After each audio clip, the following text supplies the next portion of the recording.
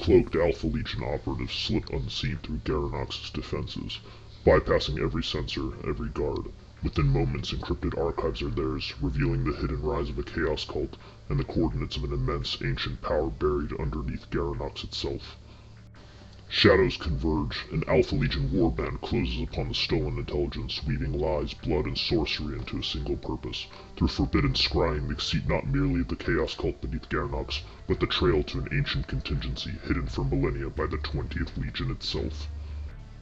Will the Alpha Legion infiltrators claim the hidden contingency first, or the Chaos Warband will unlock the ancient power beneath Garanox? Which secret will reshape the galaxy, and who will survive to wield it? Hydra Dominatus. Hey guys, welcome back to another Kill Team Battle Report, this time with the Phobos taking on the Legionaries. Really love this team. This team takes a lot of finesse in knowing when to press the gas, when to pump the brakes, and it really does feel like a special operations unit with the amount of abilities they have, and that every operative really is a specialist. Here's the roster I'm taking, and my main concern is not getting too close to the Legionaries or I'm going to get mauled.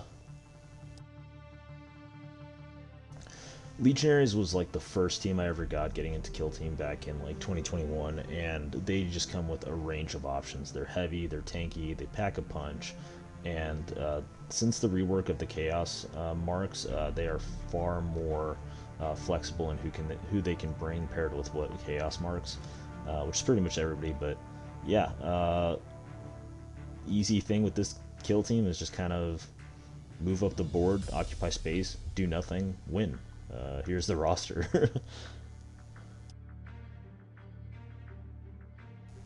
This is just going to be map 1 from the 2024 approved ops mission pack. Pretty basic. Got home objectives, central objectives, and kind of some stuff in the middle for the teams to fight through. So crit op for this mission is going to be collect data, or just data. Not entirely sure how I'm going to play this one yet, but honestly it just seems to fit thematically with the Alpha Legion as a whole. You know, constant search for intelligence, conducting counterintelligence, objectives seemingly on the periphery, and, you know, plans within plans, so wanted to try it out. I think it'll be fun. So the arraignment of the Legionaries, I got the Anointed from left to right, the Icon Bearer, Balefire Acolyte, the Chosen, Plasma Gunner, and then all the way at the end right there, the Shrive Talon, who's going to come in from a flank. The plan with them is just literally move up the board, dominate space, and just close in range with the Phobos team.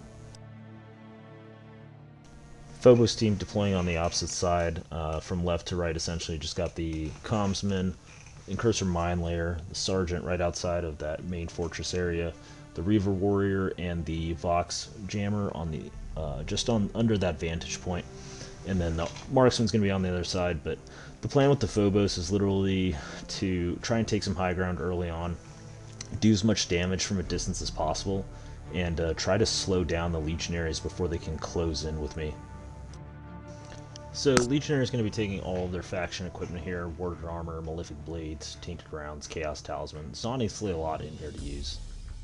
So for their part, the Phobos team are also going to take the majority of their faction equipment with Purity Seals for an additional success against failure, additional smokes and stuns, special issue ammunition, and a cache that I've placed on top of the highest vantage point for that Marksman. Kind of telegraphing movement here.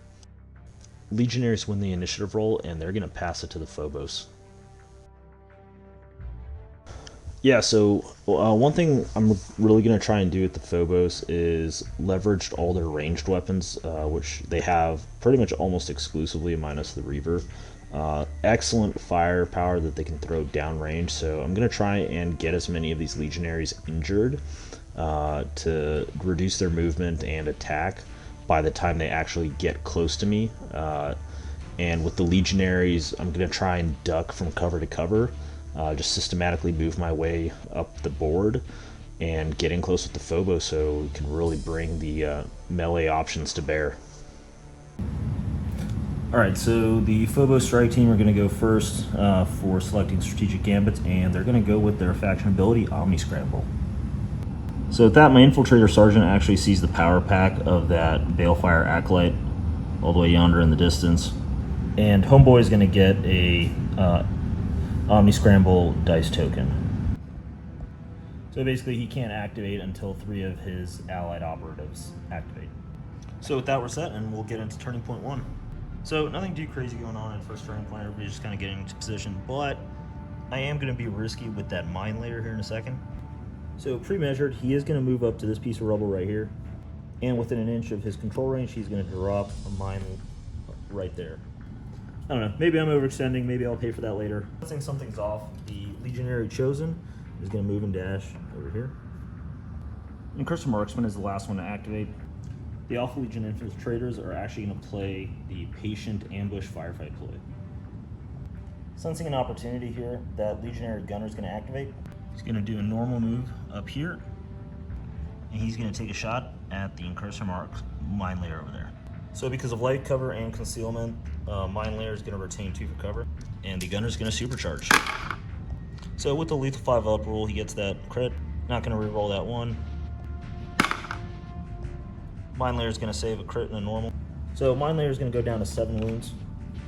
Gunner is going to dash down from vantage and be expended, and passing his hot roll, he takes no damage. Incursor Marksman is going to activate last. He's going to move up on top of vantage right there, and using his multi-spectrum array, he's going to shoot the plasma gunner, who does not count as obscured. So 4 dice hitting on 2s, lethal 5-up, piercing 1. Gunner saves basically 2 of those dice, but takes 6 total damage. So the gunner is now down to 8 wounds. And lethal 5-up turns those 2 into crits. Now let's see what the plasma gunner rolls. Nice. So it basically cancels out those 2 crits and takes another 6 damage. So that Legionary is going to go down from 8 to 2 wounds. And he gets an injured token. Marksman's going to expend. So that was actually a pretty eventful turning point 1. Already got an injured operative on the Legionary side. Phobos doing a great job of leveraging their ranged strengths here. So the Legionaries really have to find their way up the map. And with that, let's hit the scoreboard. So neither team really earning anything on the kill op just yet, but there's the entire rest of the game. With that, pretty exciting turning point 1 otherwise. Let's get into the next one. Turning point 2 initiative roll. Alpha Legion gets 5, and they're going to play their add 1 to initiative roll. So unless I misunderstood the rules right, the Legionaries do break ties, and they're going to keep initiative for turning point 2.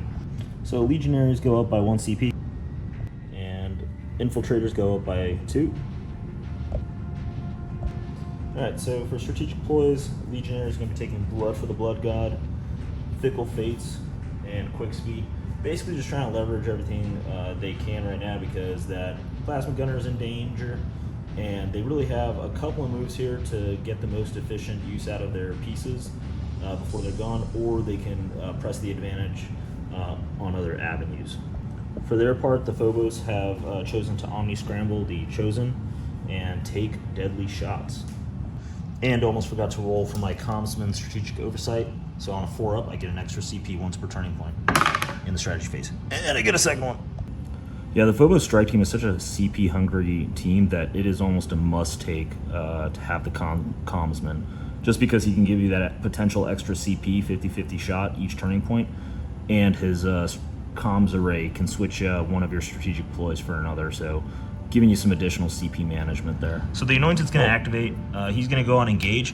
He's going to go Unleash the Demon, and he's going to charge and fight into that Reaver. All right, so let's go to the dice table. All right, so a bunch of things are going to happen. Because of Blood for the Blood God and Quick Speed, he's going to get some boosts to his attacks. And because of Demon Mode, he's 5 dice hitting on 3s, 5, 6 damage, Ceaseless, and lethal 5-up, Rending. Holy shit. Severe because he's a Corn Operative, rerolling the 1s for Ceaseless. So Reaver Warrior is going to be 5 attacks hitting on 4s because of Quicksilver Speed from the Legionaries, 4 or 5 damage. Forgot the Anointed's Rending rule, so he gets a second crit, and absolute dog shit roll by the Reaver. And because they have CP to spend, we're going to spend 2 CP on a reroll. Slightly better, but he's definitely going to get mauled in this one. And the Anointed is just going to fight again. He easily gets the kill. and the Reaver is slashed apart. And revealing their attack op, Dominate. Anointed gets a Dominate token. Alright, so standing on business from the last turning point, that Incursor Mine Layer is going to shoot that gunner with his Oculus Bolt Carbine. So because of his full spectrum array, Legionary is not obscured. I'm going to do my Deadly Shots balanced reroll. Gunner's removed. And the Incursor Mine Layer is going to move back to this corner right here. And with his last activation, being able to see that Balefire Acolyte, the Phobos Strike Team reveal their attack op, Scout Enemy Movement. Balefire Acolyte is going to get a recon token. So he is now observed. And if for whatever reason he's not observed at the end of the turning point by any of my operatives, doesn't have to be the Mine Layer who saw him first, I get 1 VP. So he either has to hide or go out and do something. And with that, the Mine Layer is expended. Alright, Shrive Talon's just going to keep it simple. He's going to move and dash over here. And he's going to go ahead and compile data on that objective. So with a lot of threats in the area and not really sure how the map's developing, the Phobos Strike Team is going to play 1 CP for Patient Ambush. Alright, so Legionary Icon Bearer is going to activate. He's going to go ahead and compile data. He's going to conduct a normal move over here. And he's going to go ahead and take a shot at that Mine Layer using Tainted Rounds. So 4 hitting on 3s, 3-4 damage, Severe and Rending. 2 crits and a miss and 2 misses. Mine Layer retains 1 for cover. Yep, rerolling that one. Ooh. So he gets balanced reroll for Fickle Fates. Does not get it. And Mine Layer saves everything else. So Sergeant's going to do a couple of things here. He's going to compile data on that objective. Alright, so because this is technically an obscured shot, I don't retain any crits, and I lose a normal. So Icon Bearer takes 1 normal damage. He goes down to 11 wounds. And for his last activation action point, the Sergeant is going to observe the Chosen Legionary, so he's going to get a recon token. Over to the Legionaries, the Chosen's going to activate, and he's going to move and dash up into this pillar right here. The Phobos team can't have that anointed melee threat hanging around, so the Vox Jammer is going to activate next. So he's going to do a normal move up to this door right here. Go on engage, and he's going to shoot the anointed. 4 attacks hitting on 3, so he's going to pop up. And he's going to use special issue ammunition on this shot, so he gets piercing 1. Anointed saves 1 for cover, gets that other save. I really need to put this animal down, so reroll. So with the damage reductions, he's going to take 6 damage. Shooting again. Doesn't need to save reroll, he's going to die. Anointed is removed. And the Vox Jammer is going to expend. Taking losses, the Balefire Acolyte's going to move up here. And the Balefire Acolyte's going to use his Life Siphon on that Sergeant. 5 attacks hitting on 3s.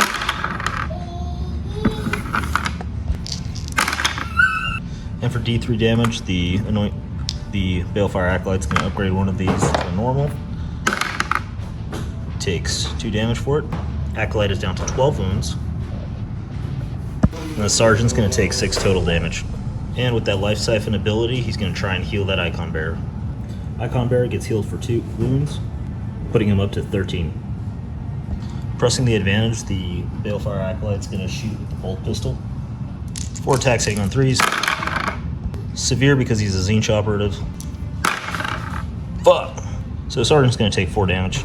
Bringing him down to 2 wounds, he gets a wounded token.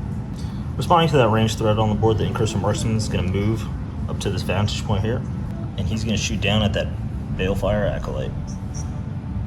Retaining 1 for accurate 1. Acolyte's going to retain 1 for cover. Piercing 1. Saves 2 normals, and absolutely eats 8 damage. Acolyte getting that wounded token. For his second shot, he's actually going to target that Shrive Talon all the way in there. Not going to retain any accuracy here, just going to roll for it. Re-rolling for the cast shade. Damn! Shrive Talon's going to retain a critical for save. And he's also going to take a smooth 8 damage. Down to 6 wounds, and he gets an injured token. Legionaries get a counteraction here. Alright, so the Balefire Acolyte's going to use Life Siphon against the Sergeant for his counteraction. 5 hitting on 4s this time. 2 normal hits, saturate for the Sergeant. He doesn't get a cover save. With Severe, one of these gets upgraded to a crit, and even with a reroll, he's not going to be able to save it, so the Sergeant's dead. Balefire Acolyte gets all the tokens with a Dominate. Last activation here, the Commsman's going to activate. He's going to do a normal move up here, and he's going to shoot down at that Shrive Talon. So retaining a crit for a save, and retaining 1 for accurate for the Commsman. 4 attacks hitting on 3s, lethal 5 up. Shrive Talon saves it all. And he's going to shoot again because we need to make something happen here. Way better roll. He might actually be able to clutch this. Saves 2 crits in a normal, and he goes down by 3 wounds. Was hoping for a little more than that, but 3 wounds I can still off him and 1 fist punch to the face if he charges. With that, let's go to, that's all the activations. Let's go to Turning Point 2 scoreboard. So very bloody Turning Point 2. Legionaries are going to score 1 VP for crit op, 1 VP for their tac op because the Acolyte's Dominate token, and the Alpha Legion Infiltrators are going to score 2 VP for their tac op, scout any movement because they can still see both operatives that have that token. So because of these 2 cards, the Phobos are going to win initiative and they're going to keep it for going into Turning Point 3. So Phobos are now pretty much 1-to-1 with the Legionaries. They've lost a couple of guys, which is not a good place to be. Was really hoping that the Phobos would be able to use their ranged advantages to kind of slow down the Legionary advance, but I guess I wasn't targeting the right operatives on the Legionary side, so they're slowly moving up the board and starting to get in positions of advantage where they're able to pick off some of the Phobos. Legionaries are doing exactly what they're good at, moving up the board, dominating, taking hits, dishing out tons of damage, and really putting the enemy in a tight bind. So the Phobos is going to have to leverage more of their ranged abilities to kind of keep the onslaught at bay. Legionaries go up by 2 command points, and the Phobos go up by 2 as well, thanks to their Commsman's ability. They're pulling ahead, but just barely, so let's see what happens in Turning Point 3. So maintaining initiative, the Phobos Strike Team is going to Omni-Scramble the Chosen, and then they're going to take Guerrilla Warfare for 1 CP.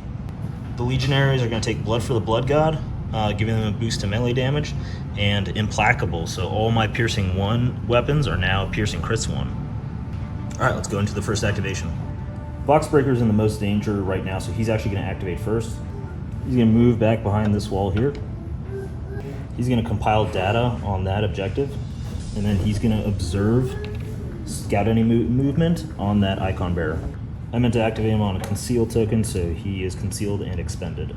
Sick of hanging around back here getting observed, the Icon Bearer is going to activate, and he's going to shoot the Commsman. So let's go to the dice table. Don't think he could have gotten a better roll. Commsman's going to retain 1 for cover because of Vantage. Fuck. Commsman's down to 1 HP. Icon Bear's going to shoot again. You can't keep getting away with it! You can't keep getting away with it! Yeah, the math doesn't even really matter here. Commsman's dead. Got all the CP I could out of him. And then the Icon Bear is just going to move out of line of sight so he can't be observed. Incursor Mind Layer is going to activate, and he's going to pop an observe, scout enemy movement token on that Chosen. And then he's going to rush over here and compile and send data. Feeling fairly useless here, the Balefire Acolyte is going to move, dash down here, and compile data. He compiles data and we turn it over to the Phobos. So wild move here, the Marksman is actually going to drop, I measure this out,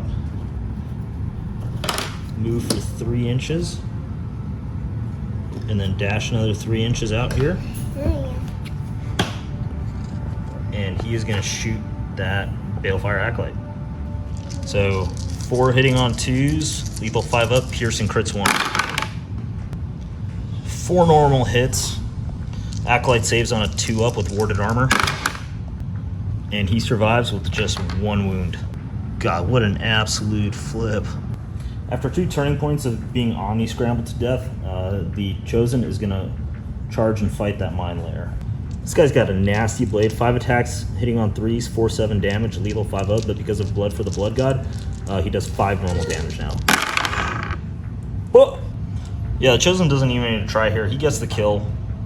With only 7 wounds, that mine layer wasn't going to make it very far anyway. Honestly, not sure why I moved the mine layer there other than for the crit up points. I thought I was maybe going to support that box breaker.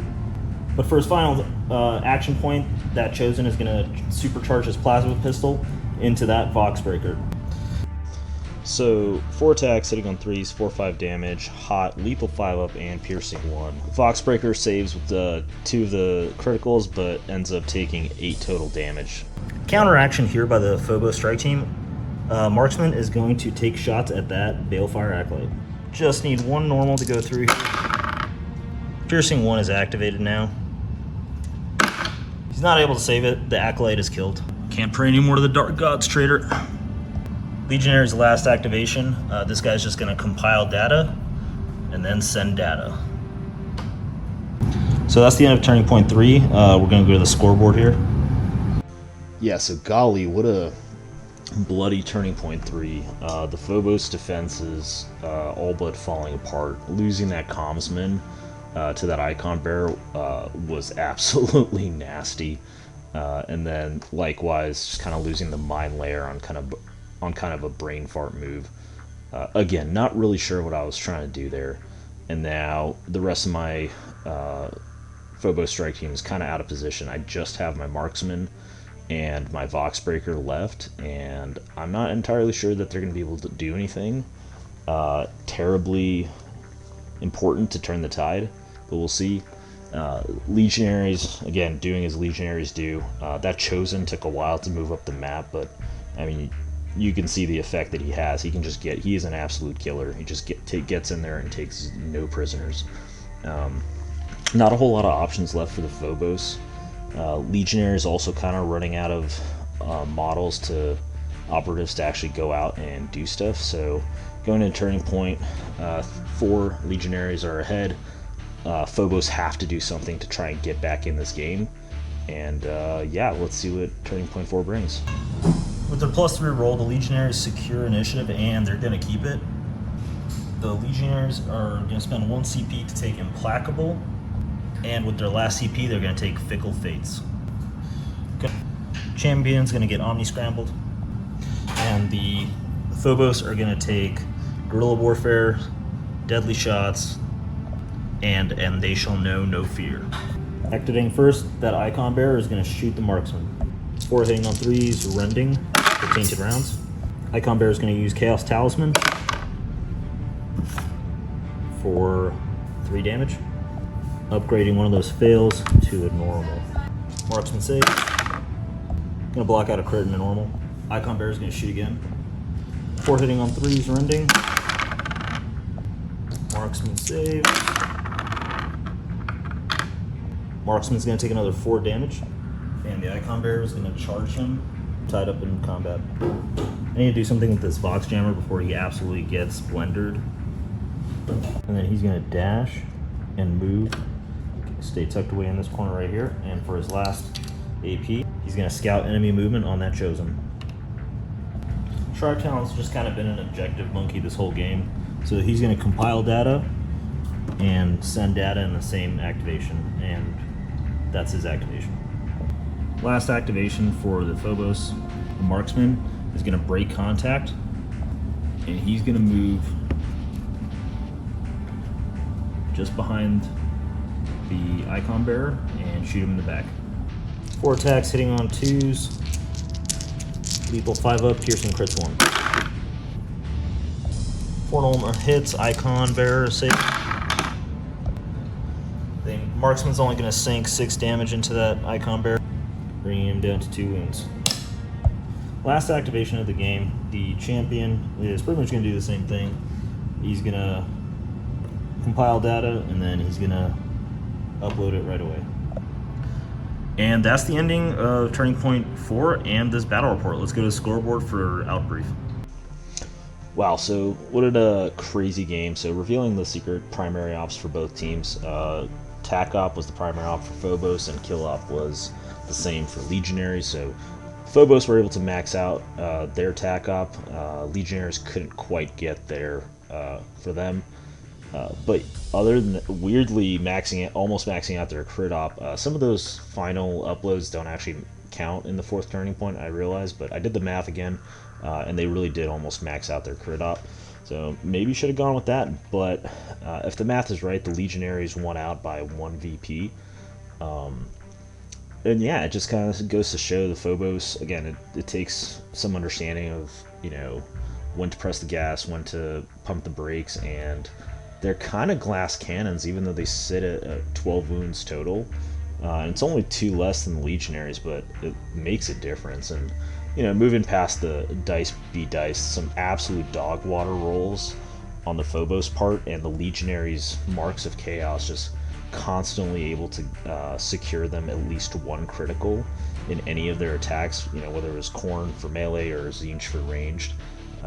That definitely set them apart. So totally underrated play though, or matchup for the Icon Bearer, as with just a bolt gun and a Tzeentch operative. Give that dude tainted rounds every single turning point, and you're automatically getting 2 crits no matter what every single attack. I don't know if that's just like a slept-on operative / matchup, but I love the Khorne and Tzeentch pair-ups. I've heard good things about Slaanesh.